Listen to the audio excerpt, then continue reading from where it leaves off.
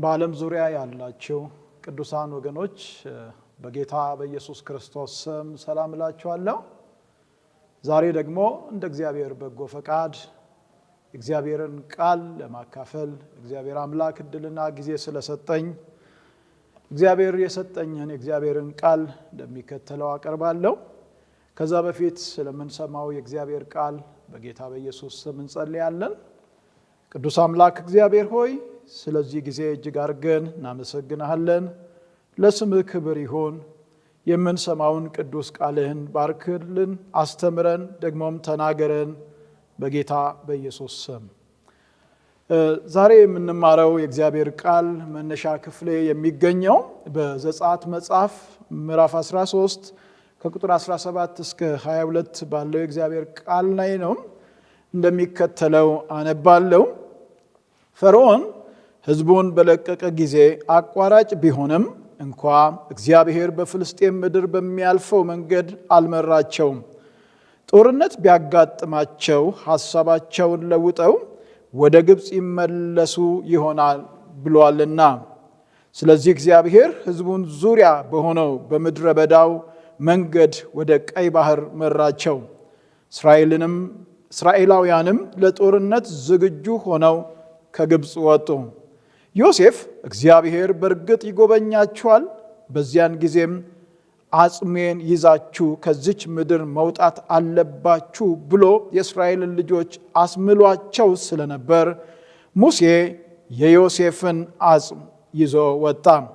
እግዚአብሔር ሕዝቡን ዙሪያ በሆነው በምድረ በዳው መንገድ ወደ ቀይ ባህር መራቸው።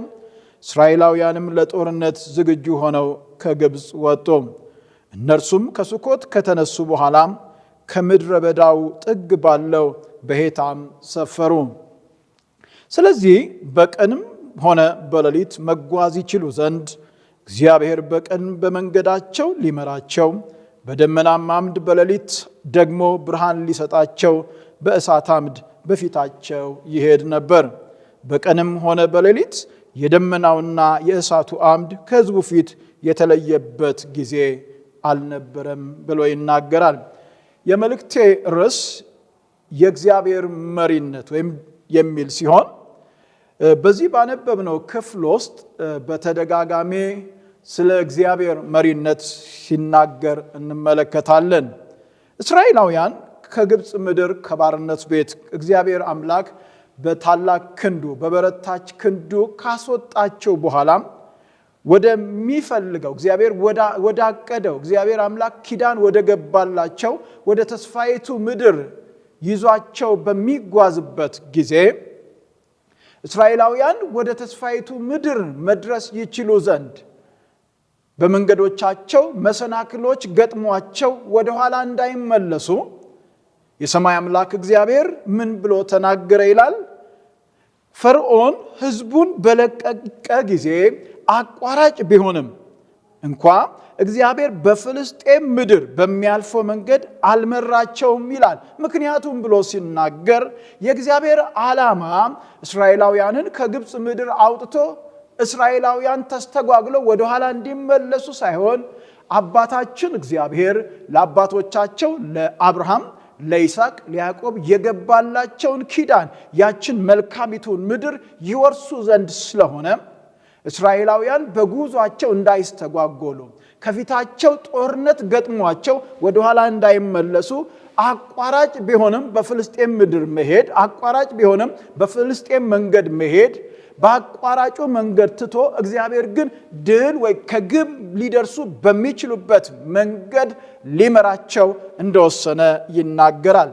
እንዲህ ብሎ ይናገራል። ጦርነት ቢያጋጥማቸው ሐሳባቸውን ለውጠው ወደ ግብፅ ይመለሱ ይሆናል ብሏልና። ስለዚህ እግዚአብሔር ሕዝቡን ዙሪያ በሆነው በምድረ በዳው መንገድ ወደ ቀይ ባህር መራቸው ብሎም ይናገራል።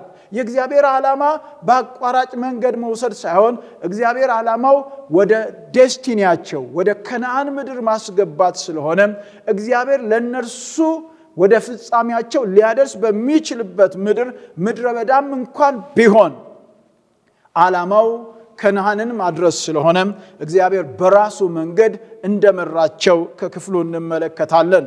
ይቀጥልና እግዚአብሔር ሲመራቸው ደግሞ በቀንም በሌሊትም ሲጓዙ ተፈጥሮ ቻሌንጅ እንዳያደርጋቸው የቀን ሐሩሩ፣ የቀን ሙቀቱ፣ የቀን ፀሐዩ እንዳይጎዳቸው መጽሐፍ ሲናገር ቀን በደመና አምድ ሌሊት ደግሞ እንቅፋት እንዳያገኛቸው መንገዳቸው ቀና እንዲሆን እግዚአብሔር በሌሊቱ ክፍለ ጊዜ ደግሞ በእሳት አምድ ይመራቸው ነበር ብሎ ይናገራል። ስለ እግዚአብሔር መሪነት በዚህ በተጻፈው ክፍል ውስጥ ሲናገር እግዚአብሔር አምላክ እንዴት አይነት መልካም መሪ፣ እንዴት አይነት አሳቢ መሪ እንደሆነ እንመለከታለን። ማንም የእግዚአብሔርን ያህል የሰው ልጆችን ይልቁንም ደግሞ እግዚአብሔር ልጆቹን ሊመራ የሚችል መሪ የለም። ትክክለኛና እውነተኛ መሪ፣ ከግብ ሊያደርስ የሚችል መሪ፣ ፍጻሜን ማሳመር የሚችል መሪ፣ ሐሳቡን እቅዱን ከግብ ማድረስ የሚችል አንድና አንድ ብቸኛ መሪ እግዚአብሔር ብቻ ነው። መጽሐፍ ቅዱሳችን ስለ እግዚአብሔር መሪነት በተጻፈው በዘዳግም ምዕራፍ 32 ቁጥር 12 ላይ ሲናገር እግዚአብሔር ብቻውን መራው፣ ከእርሱም ጋር ሌላ አምላክ አልነበረም ብሎ ይናገራል። እንግዲህ ስለ እግዚአብሔር መሪነት ባነበብነው ክፍል እንዳየነው እግዚአብሔር ትክክለኛ እውነተኛ መሪ ነው። እግዚአብሔር ልጆቹን ይመራል። እግዚአብሔር ሲመራ በሕይወታችን ብዙ መልካም ነገሮች ይሆናሉ። ለምሳሌ መጽሐፍ ቅዱሳችን በዘፍጥረት ምዕራፍ 24 ቁጥር 48 ላይ መሪው እግዚአብሔር ምን እንዳደረገ ሲናገር እንዲህ ብሎ እግዚአብሔር ቃል ይናገራል። ተደፍቼም ለእግዚአብሔር ሰገድኩ፣ ለጌታዬ ወንድም የልጅ ልጅ የሆነችውን ቆንጆ ለጌታዬ ልጅ እንዳገኘለት በቀና መንገድ የመራኝ የጌታዬ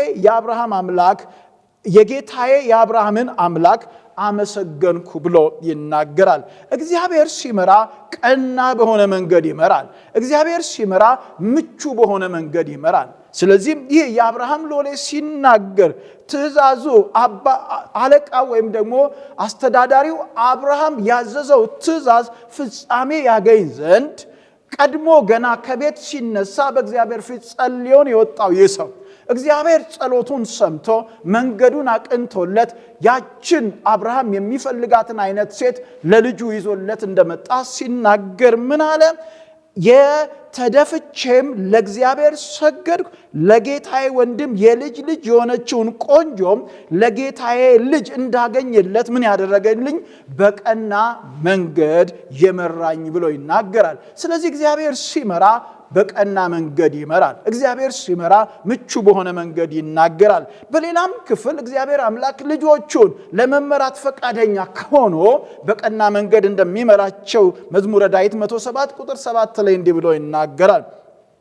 ወደሚኖሩባት ከተማ ይሄዱ ዘንድ የቀና መንገድ መራቸው ብሎ ይናገራል። ምሳሌ ምዕራፍ 4 ቁጥር 11 ላይ የጥበብን መንገድ አስተማርኩ፣ በቀናች ጎዳና መራሁ ብሎ ይናገራል።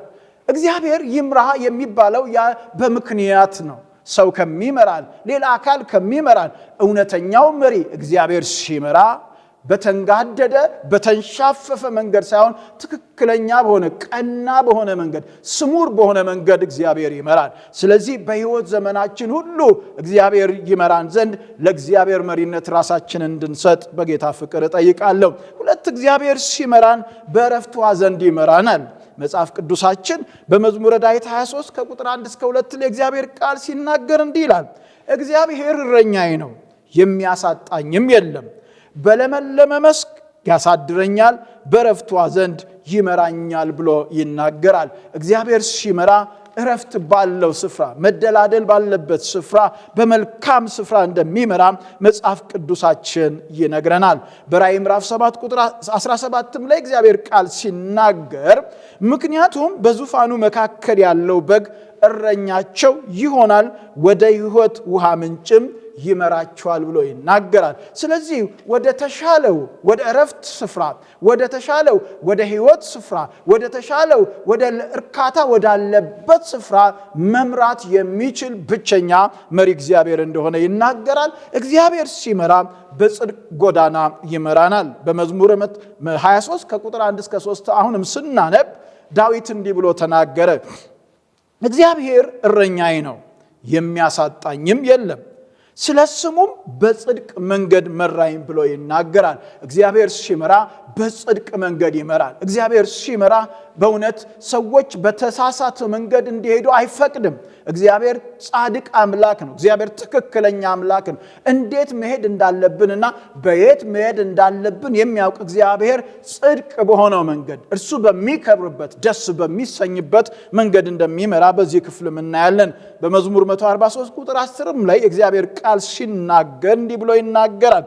አንተ አምላኬ ነህና ፈቃድን ለማድረግ አስተምረኝ፣ ቅዱስ መንፈስም በጽድቅ ምድር ይምራኝ ብሎ ይናገራል። በጽድቅ ምድር መምራት የሚችል በእውነተኛ መንገድ መምራት የሚችል ትክክለኛ በሆነ መንገድ መምራት የሚችል ብቸኛው መሪ እግዚአብሔር ነው። ቅድም እንደተናገርኩት በዘዳግም 32 ቁጥር 12 ላይ እግዚአብሔር ብቻውን መራው ይላል፣ ከእርሱም ጋር ሌላ አምላክ አልነበረም ይላል። ስለዚህ ትክክለኛ አመራርን ከፈለግን፣ ትክክለኛ አካሄድን ከፈለግን፣ መንገዳችን የሰመረ እንዲሆን፣ አቅጣጫችን ትክክለኛ ሆኖ መድረስ ወደሚገባን ድል ወይም ደግሞ ወደ ድል ስፍራ መድረስ ከፈለግን የአብርሃምን ሎሌ የመራው በቀና መንገድ፣ ዳዊትን በለመለመው መስክ በረፍቷ ዘንድ የመራው እንዲሁም ደግሞ ዳዊትን በጽድቅ መንገድ የመራው አምላክ እግዚአብሔር በሕይወት ዘመናችን እርሱ እንዲመራን መሪነቱን ሙሉ ለሙሉ ለእግዚአብሔር ኃላፊነት ልንሰጥ ይገባናል። በመጨረሻም እግዚአብሔር ሲመራን መሄድ በሚገባን መንገድ እግዚአብሔር ይመራናል። በምንፈልገው መንገድ ሳይሆን፣ ሰዎች በሚፈልጉት መንገድ ሳይሆን፣ የትኛውም አካል በሚፈልገው መንገድ ሳይሆን መሄድ በሚገባን መንገድ ይመራናል። ኢሳይያስ 48 ቁጥር 17 ላይ የእግዚአብሔር ቃል እንዲህ ይላል። የተቤዠ የእስራኤል ቅዱስ እግዚአብሔር እንዲህ ይላል፣ እኔ እግዚአብሔር አምላክ የሚበጅ ምን እንደሆነ የማስተምርህ መሄድ በሚገባህ መንገድ የምመራ እኔ ነኝ ይላል። ክብር ለእግዚአብሔር ይሁን። እደግመዋለሁ። የተቤዠህ የእስራኤል ቅዱስ እግዚአብሔር እንዲህ ይላል፣ እኔ እግዚአብሔር አምላክ የሚበጅህ ምን እንደሆነ የማስተምርህ መሄድ በሚገባ መንገድ የምመራ ነኝ ብሎ ይናገራል። ስለዚህ እግዚአብሔር ሲመራን እኛ መሄድ በምንፈልገው መንገድ ሳይሆን፣ ሰዎች መሄድ በሚፈልጉት መንገድ ሳይሆን፣ የትኛውም አካል መሄድ በሚፈልጉበት መንገድ ሳይሆን፣ ራሱ እግዚአብሔር መሄድ በሚገባን መንገድ የሚገባንን የሚያውቅ እግዚአብሔር ነው። ከማንም በላይ ስለኛ ትክክለኛና እውነተኛ ሐሳቢያችን እግዚአብሔር ነው። እግዚአብሔር በኤርምያስ መጽሐፍ ላይ እንደተናገረው ምዕራፍ 29 ላይ ቁጥር 11 ለእናንተ የማስባትን ሐሳብ እኔ ያውቃለሁ፣ ፍጻሜና ተስፋ ሰጣችሁ ዘንድ የሰላም ሐሳብ እንጂ የክፉ ነገር አይደለም ያለ ለኛ ከማንም በላይ ለኛ ከኛ ይልቅ ለኛ ከየትኛውም አካል ይልቅ የተሻለ ሐሳቤ፣ እውነተኛ ሐሳቤ፣ ትክክለኛ ሐሳቤ እግዚአብሔር ስለሆነ እርሱ እግዚአብሔር በሕይወት ዘመናችን ሁሉ ይምራን። ሲመራን በቀና መንገድ ይመራናል። ሲመራን በጽድቅ መንገድ ይመራናል። ሲመራን በእረፍት ስፍራ ይመራናል። ሲመራን መሄድ በሚገባንና ትክክለኛ በሆነ መንገድ ይመራናል። በሕይወት ዘመናችን ሁሉ እግዚአብሔር ይምራን። እንጸልያለን። ጌታ አምላክ እግዚአብሔር ሆይ እናመሰግንሃለን። ለስምህ ክብር ይሁን። በቃል እውነት እንደተናገርከን አንተና አንተ ብቻህን በሕይወት ዘመናችን ምራን። ለእስራኤል እንደተናገርከው እግዚአብሔር ብቻውን መራው፣ ከእርሱም ጋር ሌላ አምላክ አልነበረም ተብሎ እንደተጻፈ በኢየሱስ ክርስቶስ ስም እኛንና የኛ የሆኑ ወገኖችን ሁሉ ብቸኛው መሪ አንተ እግዚአብሔር እንድትመራን በኢየሱስ ክርስቶስ ስም አመራርህ ምቹ የሆነው አምላክ እንድትመራን ራሳችንን ላንተ ሰጠን። ይህ ቃል በሕይወታችን ፍሬ ያፍራ። በናዝሬቱ ጌታ በኢየሱስ ድንቅ ስም አሜን።